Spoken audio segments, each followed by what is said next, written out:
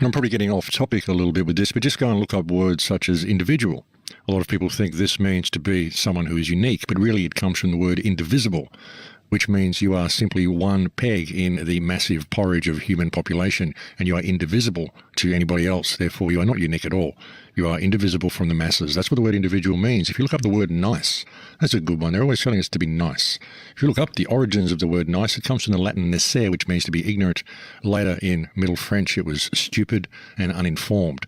So basically to be nice is to be ignorant, stupid and uninformed, and just be quiet and don't rock the boat and just be nice. Well, folks, I don't think we should be nice, and I think we really should begin to really comprehend the language that we are speaking. But as I said, I'm probably getting a little off topic with that. But etymology is a very interesting subject and something that I do recommend people investigate. But folks, this whole Pizzagate thing is very, very carefully being orchestrated.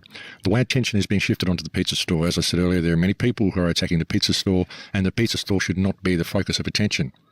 Attacking the pizza store will achieve two very predictable outcomes. One, it will achieve the censoring of the independent media, and we'll see the introduction of massive internet restrictions and mean the end of the internet as we know it. And two, it will result in all of the sleeping masses out there being convinced that there was really nothing to any of this pedophile investigation, and they will all throw the real and factual pedophile information out with the bathwater when they throw out the attacks against a small business. That's how it will be played. It will allow the pedophiles to get off scot-free and to be laughing while they do it, because they just pulled off a hoodwink right in front of everybody's faces. They exposed themselves to the world and then convinced everybody not to believe it, simply due to the attacks upon a small business. You know, at this point, all they really have to do is go and assassinate an Elefantis and members of his family or a couple of his friends, or even just him by himself. Just go and blow his head off in his apartment, claim that it was suicide, and then the mainstream media will have a field day of how a small business owner was driven to suicide due to fake news, and then you can say goodbye to the internet as we know it. And not only that, but it will allow the pedophiles who are running this world to expand their harvest and make it even more obvious, and people won't do anything about it because no one will believe it, because I'll just look at it and I'll go, oh, that's that Pizzagate thing again. We already proved that this isn't happening. And how preposterous that you could think these upstanding politicians, these people we employ to keep us safe, these people who are fighting these wars in our name and keeping us all safe from terrorism, how preposterous that you could think these people would have a bad or dangerous bone in their body. How preposterous for you to think that they could be hurting us in any way. That's what will happen, folks, if people do not shift focus back to where it should be, which is the content of the Podesta emails, the pedophile ring that these emails expose, and all of the information we've gathered all around the world for so many years proving this pedophile ring exists. We can actually link it now with these emails. We can see through the release of the Podesta emails how necessary it is for politicians' emails to be open to scrutiny, how it is so necessary for us to have transparency in government, because we cannot allow this situation to continue. And if we play things the right way, we can move in that direction. We can move towards exposing this entire sick circle of cacostocracy that runs this world. But if we continue to focus on the pizza store, it's all going to go away, folks. The pizza store's a play, and it's been put there as a play. And unfortunately, people are buying right into it. All the world is a stage, ladies and gentlemen. When a leak like this comes out, which is such a revealing leak, then it needs to be managed and micromanaged. And the most important thing to do with this leak is to shift attention away from the actual leak itself to a side issue. And that's what they've done with the introduction of the pizza store. Sure, there's connections to this pizza store, but the fervour that's been whipped up around it and making that the centre of focus is exactly what the mainstream media wants people to do, because that gives them the tool that they need to implement their counter-narrative and introduce their anti-script to what is really going on. So people need to be very, very careful of how they're being played. But I think we've reached break time here, folks, so I'm going to have to leave it there for now, and we're going to have a break. Thank you for joining me in the air today. It's always a pleasure to have your company, and I'll speak to you again in a few minutes. Thanks for listening. And welcome back, ladies and gentlemen. Yeah, so Pizzagate is an interesting phenomenon, but it's important that people see how it's controlled and how it's being played, because Pizzagate has the potential to either expose the system once and for all and free humanity, or the potential to completely lock humanity down and prevent all the sleeping masses from ever lifting back the veil and looking at the workings of the machine again. It really has the potential to go either way. It's just how it's going to be played. And people have to understand how these leaks are managed and how much is really involved in all this. Even with the link with the Podesta brothers and Madeleine McCann, you know, the identikit pictures, they match up so dramatically that you have to wonder whether they're real. You have to wonder how, when there was only reported to be one abductor, of Madeleine McCann, cited by two different witnesses, how the two different witnesses could come up with such completely different descriptions of the perpetrator, and why each of the two descriptions, when you put them together, happen to look exactly like the Podesta brothers. So you've got to wonder whether this is planted misinformation that's been planted by, I don't know, FBI sources or some forces within law enforcement that has been used to gain leverage over the Podesta brothers, or whether there is actually truth to the matter and truth that they can be placed in Portugal at the time of Madeleine McCann's disappearance. So there's a lot of stuff to look at when investigating this, folks. There's a lot of ways that we're being played, and it's really important that people step back and look at things objectively and be careful what they believe. And be careful not to allow that belief to block out something else that might be right in their face, something that they're refusing to see simply because of the belief they've already adopted. It's very important to remain objective when looking at all of this, folks, because this is a huge potential, but again, it could go either way. It could be highly beneficial for freedom, or it could be highly detrimental and end up in severe internet restrictions and a severe curtailing of free speech. So we've really got to watch how we're being played. You know, the real problem here is that people simply don't understand the scope of what they're dealing with. They really don't. They think that this is about a pizza store. And it's not about a pizza store. It's not even about the fact that Podesta has been touching up children. It's the fact that there is a global pedophile ring that is running this world. This is just the tip of the iceberg. But focusing on the pizza store is just a ridiculous thing to do, and it's exactly what the media wants people to do. And people need to step back and really look at this and realize that it's what's going on behind the scenes, which is more important. It's the mechanism that exists behind government, behind the banking system, behind everything that we see as society, and who runs this system and what's really going on. That's what's important, and that's what this has the potential to expose if people can get their focus back to the right point and realize that it's not about the pizza store. You know, people are so played. They really are. And all of the information that's brought them, people are led down rabbit holes and led down the garden path and always kept distracted and not ever really looking at the root core of the problem. And the media is very, very clever at doing this. There's also elements within the independent media that are also very clever at doing this. You know, a lot of the independent media is controlled, folks. And even looking at some of the Pizzagate information, you know, what we've seen recently with the disappearance of Julian Assange, I mean, it seems pretty obvious that Assange has been nabbed. They've got him, they've taken him somewhere. You've got to look at the timing of the release of this Pizzagate information as well. Is the Pizzagate information actually being released by legitimate WikiLeaks sources? Or was it released after WikiLeaks was compromised? Because WikiLeaks appears to have been compromised. With Assange disappeared, it's very important that people realise that the information coming from WikiLeaks now may well be controlled leaks. But again, the question of where is Julian Assange must be asked. It is kind of sobering to see someone who had such a high public profile and seemed to have so much support from people around the world, named Man of the Year, all sorts of stuff, can suddenly disappear and no one bats an eyelid. No one makes a public outcry. In the last month, there's been no proof of life that's been offered by anyone from the establishment, and it all seems very concerning. No one seems to be making any noise. It seems very sobering that someone of Assange's profile could simply be snatched away and no one seems to care. Certainly doesn't bode a good future for the rest of us anyway.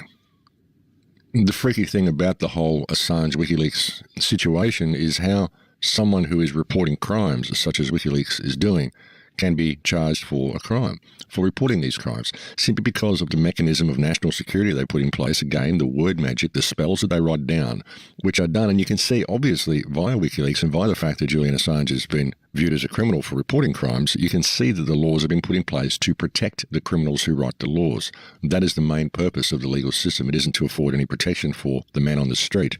It's to provide a cloak of secrecy over the actions of the pedophiles and criminals who run the system. And the fact that anyone who speaks out against this system is charged with espionage or crimes or whatever, it shows just how convoluted the system is. It shows just how stupid the order followers are as well. I mean, these order followers, folks, who go and arrest people like Assange, I mean, really, you can blame the Prime Minister, you can blame the British government or whatever for the arrest of Julian Assange, but ultimately it's the blockheads with the uniforms on who went there and arrested him who are the real problem. These people are terminally stupid who simply spend their life supporting their own slavery. And that is such a strange thing for people to do. You know, it's the weirdest thing when looking at this system, folks, is realizing that the ones who control the people within the system are the other people. people, the ones who believe the orders are real. You've got some guy sitting in an office somewhere who believes he can control other people because someone wrote it down on paper that he can do it. And they do it, and they believe in it, and they think that this is all right and real, and they're doing the right thing. And they get all hoity-toity about it. If someone tries to step outside their rules and they've got a chance to squash someone else's life, they actually enjoy doing it because it makes them feel better about themselves. And this is what happens when you take everybody's rights away and you squash human consciousness into a box. Then you start giving little bits of authority to certain people within there, and they will start harvesting as much energy as they can from other people because that alleviates the pain that they're feeling, and that gives them access to other people's energy. They get to step on people and make themselves feel a little bit better about it. Unfortunately, this is the way human nature goes when you put people in a state of scarcity and competition, which is exactly what this monetary and social system is designed to do. If we live in a state of cooperation, none of this would be happening. But it's because we're forced to live in a state of scarcity and competition that we constantly are at each other's throats and trying to climb to the top of the pile. And that's really all a lot of people do with their lives, folks, is they try to climb to the top of the pile or get at least some large pile that they can sit on top of and proclaim themselves king of their pile. But when they get to near the end of their lives, they start looking back and thinking, what was it all for? Now I've got all this stuff that I don't need. What does it mean? I spent my life in the accumulation of stuff, which I can't take with me. So what was it all for? What was the point of it? Gaining social standing or social status or presenting myself as being more worthwhile than other people because I have more stuff than them. But what about me? What about who I am? What about my artistic contribution to this creation? What about the legacy I leave behind? What breadcrumbs did I leave for myself? How did I improve reality by my presence in it? How did I really live my life and express myself? What knowledge did I gain? What friends did I make? Who did I help along the way? That's really what it's about, folks. It's not about accumulating stuff, but we're caught in this washing machine when we're young. We go through the education system, we come out of school, we believe we have to get an education, we have to do this, we have to do that. We've got to get all these certificates, we've got to get letters after our name, and oh my God, anything we do in school, any bad thing is going to be a black mark against our name, which is going to prevent us from ever achieving anything in the workforce. And we believe we have to be part of the workforce. We can't ever just express ourselves and live our lives because we, of course, have to pay to be alive, so we've got to do all this stuff that the system tells us we should do. Then we get to the end of it and we think, what was it all for? It was just a big control system. It was just running between the lines that other people wrote down and thinking that this is what our life had to be. Thinking that if we collect more stuff, then we're going to be somehow in a better position than other people. But it doesn't work that way. That's not what life is about at all. And you get to a time where you realize that it's all been put there to keep us distracted. It's like watching movies, we're watching the movie of our life. We're living the movie of our life, but we're living it according to someone else's parameters. It's like a game. We think we have to make our way through the maze and come out of the maze with a big pile of goodies at the end of it. But it's not like that. It's all a distraction. It's all a distraction from ourselves, and it's a distraction from ever really looking around to notice just how we are controlled. It's a complicated system, sure. When you look at it legally, you look at it socially, it's a complicated system, but ultimately when you get down to the nitty-gritty of the whole thing, how we are controlled more than anything is through our own lack of belief in our own personal power, our willingness to follow orders, our willingness to follow the dictates of other people. We're kept occupied, we're kept distracted. Look at how a farm is run, folks. Look at how, if you've got a mouse in a cage, you give it little wheels to run on, you give it little toys to play with in order to keep it happy. So it's comfortable in its captivity. And that's kind of what they've done with us. They've given us little things to play with, little toys and trinkets that we can buy, which will keep us occupied, keep us happy. And they've given us somewhere to live, a roof over our head. But they've made sure that we have to work very, very hard to maintain that little piece of shelter for ourselves so that we can actually survive in the world. We have to work very, very hard to do that. No other species on this earth has to work so hard just to ensure that it has a place to be. Most creatures just live where they're born. Most tribes just live where they're born. If you look back at the Vedic culture that used to exist many, many years ago, well, that we're told existed, this was a system where everybody was provided for in as much as they were given the means to provide for themselves. If you were given a block of land and you were able to set that land up as a food forest in your school years, then you'd be free to live your life any way you wanted.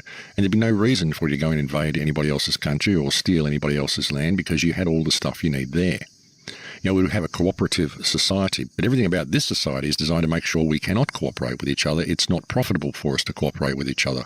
So we're constantly distracted and we're never really given the time to look around and see what's really going on. But what's really going on, folks, is that this is a farm. It's a people farm. You're being harvested in many, many ways. You're being energetically harvested. Your whole life is being harvested. How many people live their life doing exactly what they want to do? They may believe they're doing what they want to do, but really they're not. They're doing what they've been trained to do. They've found a way through the system where they're able to accumulate wealth so then they can go out to the designated fun areas and enjoy the world. But everywhere you go now, it's the same as everywhere else. Now, look, I've probably gone right off topic with all of this, but the thing is, folks, is that it's a people farm. That's really what's going on here. And the harvesting that is going on behind the scenes is really what's most important. But it's people's failure to look there, people's refusal to look there, people's refusal to face the shadow that allows this harvest to continue. And it's the distracted state that they're kept in. And the way they always just choose the designated fun areas. No one wants to step outside of the safe zone. And the reason they choose the designated fun areas is because they need paper. They need to pay to go everywhere they want to go. They need paper to do anything they want to do. And so they go to places where they will be able to spend their money in enjoyable ways. They don't ever really look at this whole thing from a human perspective and look behind the scenes to see what's really going on. You know, this constant state of distraction has been a real problem. But with this whole Pizzagate issue, now that we're seeing the workings that are being exposed behind it, people may see the need to change things. But again, you've got to be very careful how this is being played, folks, because if they manage to pull off this hoodwink and get people to simply focus on the pizza store, and again, this is done through people's disconnected state. People, you know, you get people in society and you take all their rights away from them. They will lash out at anything they can get their hands on if they think they've got something to point the finger at. And the pizza store is a perfect thing. It's right there, hands on the ground, something they can get to. It's such a good play for the powers that be to do this. You know, if they can distract attention to the pizza store, then they can lock this whole thing down, folks. They can lock down dissent. They can close the minds of the public to the concept that there may even be this pedophile ring, which we know exists behind the scenes. You know, the human harvest that happens on this planet is massive, folks. It really is. People have no idea how many people are just missing, how many children just go missing. There's been reports of hundreds of people missing in Virginia, hundreds of children missing in Virginia. This is just the tip of the iceberg, folks. Most of the children that get used in these rituals come from overseas. Most of them are trafficked. Most of them are from the deprived populations. You'll get them from the most underprivileged populations in all of your countries, in most countries, and even the most underprivileged countries. This is why they go and marginalise so many countries, because when you marginalise a country and reduce the people in that country to absolute poverty, sometimes they're willing to sell their children. They'll sell their children because sometimes they think they're even going to a better life. They don't realise what's actually being done with these children. But sometimes it's just easy to steal kids from these sort of societies as well, folks. So you've got to look at how it's all played. But the dangerous thing about this Pizzagate issue is that it has the means to expose the whole lot of them, but it also provides the means for the system to shut down all dissent. And that's why we have to be so careful about how we're being played. And that's why it is so important for people to stop attacking the pizza store. You know, why is all the attention being focused there? Where are the Podesta brothers? Why isn't John Podesta coming public and answering a few questions? Why aren't questions being directed towards John Podesta? Why aren't questions being directed towards Hillary Clinton? Why aren't questions being directed towards Barack Obama as to what the $65,000 worth of pizza and hot dogs was all about? Why isn't this question being directed at John Podesta? Where is John Podesta? He seems to have disappeared almost as completely as Julian Assange. Why aren't these questions being asked? It's really important that people realise that this is where the focus needs to be. You know, what has brought this whole situation about is the emails of John Podesta. And that is the root core of the issue, and that is where the attention needs to be focused. You know, the problem is that people are so easily led, and people so want their ideas to be right. They want to see an opening. They want to see light at the end of the tunnel. They want to latch on to anything they believe may bring them to safety. And there's a propensity to really jump in there head first and not really examine things properly, and we really do need to examine things properly. You know, the awakening that we've seen on the earth has really only been a partial awakening. You know, a lot of people have woken up to the fact that the system's there. They've woken up to the fact that they're controlled. They've woken up to the fact that it's all criminal. Everything's terribly wrong. But it's so convoluted, and there's so many order followers that work within the system that just can't see it and will continue to follow orders. And it's so difficult for people to see any way out. Do they just want to latch on to something like Pizzagate and hope that this is going to be it? And it could be. this could be what brings down the system, but it's got to be done in the right way. It's got to be looked at in the right way. And people have to be very, very careful of wanting their ideas to be true and losing their objectivity in the process. You've got to remain objective through the whole thing. You know, the human awakening, as I said, it's been good to see so many people becoming aware of how bad the system is and the fact that there's something wrong. But people are still only half awake. They're not awake enough to their own power. And they're not awake enough to really want to look behind the veil in most cases. I mean, some people are, but many people simply don't want to look behind that veil. And they don't want to implement the solution because the solution requires self-application. You know, people have to get involved themselves. They have to realize that there is no one coming to save them. I mean, this is what we've tried to do with the Full Circle Project, is provide the mechanism for people to get involved on the ground, find people in your area that want to be involved and link up with them and see what you can achieve, identify an issue in your local area that you believe you can tackle and find a way to tackle it. But get a support group around you to do it. You know, link up with people, become cooperative with people rather than competitive with people. You know, that's what Full Circle is all about. It's about creating support groups. It's about lighting grass fires all around the earth. But people have to get involved to do that. No one can lead you to safety. You have to do it yourself. Everybody has to do it themselves. And, you know, you've got to step back and look at all of this stuff. And Pizzagate, it's so interesting and it's so revealing, but it's also being so micromanaged. And it's almost too easy. It's almost too much of an easy fix. You know, it's like what we've wanted all along. It's just something like this to be revealed. But then they introduce the pizza store. They introduce certain little bits of misinformation around the pizza store, like claiming that there's an underground room and all this sort of stuff before they know it. You know, you have to understand that it's going to take a while to really open this whole thing up. And in the last 2 weeks, if that underground room was there, they could have filled it in by now. I mean, all of these things can be done, folks, and people have to watch how they're being played. You know, like I said, folks, the awakening has been there, but it hasn't been as much as I want to see. It hasn't been a real eye-opener. It hasn't been an epiphany. It hasn't been where people suddenly go, aha, and they see the mechanism and they see the way out of the mechanism. And they see the way out of the mechanism is by simple cooperation, simple non-compliance to the system. You know, stop feeding it. Stop feeding the beast. Walk away, stop feeding it, and it will die. But people don't believe they can stop feeding it because of rules that are written down on paper, because of word magic, because of the spells that they're subject to, and their need to go out there and collect paper in order to pay to be alive.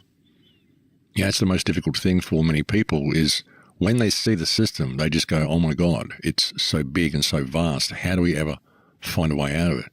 You know, and really it's just getting people to look up from their books, look up from their computer screens, look up at the sky, just tear themselves away from their work for a moment and just look around them. The order followers have to do this, but they're so caught up in their rules, they're so caught up in their regulations, and they feel so important for enforcing someone else's parameters on other people because they've had all their own power removed. It's a difficult thing. It's a really, really difficult obstacle to overcome. People's belief that they must follow orders, people's belief that they must obey the dictates of others, even if those dictates cause them to step outside of their moral compass. This is such a big hurdle to overcome. You know, I truly believe that the best way you can overcome it is to lead by example in all that you do. And that's why I live my life the way I do. And folks, look, I don't always get it right. I lash out at people. I say the wrong things sometimes, but I try to help everybody that I come into contact with. I try to not profit from people, and I try to reach out to people and help them at every opportunity that I can. Sometimes it's a little difficult. Sometimes it's a little taxing. Sometimes spirit will push you to your limits in order to do so. But when something feels right, you know, you've just got to do it. And that's the way I've tried to live my life. I've tried to live my life in a state of service to creation. Not just service to myself, but service to everybody, but not neglecting myself along the way. I have to serve myself, but not at the expense of others. And we can all do that. You know, I think the awakening will come. I just wonder how much more people will need to be pushed before they realize that they have the power themselves. It doesn't help pointing the finger at the pizza shop. It doesn't help pointing the finger at Hillary Clinton and expecting Donald Trump to come and save you. None of this stuff helps. It's about discovering your own personal power and facing the shadow that exists in the world and realizing that through standing in your own personal power, you have the ability to overcome this shadow. You know, if we were to work together cooperatively and simply stand up and call it, we have the ability to change everything. We really do. That's the frustrating part for me, is seeing just how easy it would be for us to change the world and seeing just how nervous or scared people are of actually stepping into that and actually doing it. Now, people are very, very apprehensive of stepping into their power. They're very, very nervous of putting their head up and calling things out for the way they see them. They're really nervous of being anything that may be considered to be politically incorrect. But as I've often said, folks, political correctness is a form of tyranny. Political correctness is mind control. Political correctness teaches you to constrain your own thoughts and to not say what you really believe and what you really feel. Political correctness should be thrown in the dustbin with all of the other stuff this government creates. Political correctness is simply people believing that they can control what comes out of other people's mouths because they believe it may be offensive to someone. Well, what about this entire system, folks? What about the fact that we're kept in a state of debt slavery and we're fighting wars and we're killing millions of people? To me, I find that offensive, and I find it even more offensive that people are willing to allow themselves to be constrained by other people's dictates in order to allow these types of offences to continue. I think it's about time we did something about it. But folks, I think we've reached the end of the show here today, so I'm going to have to leave it there for now.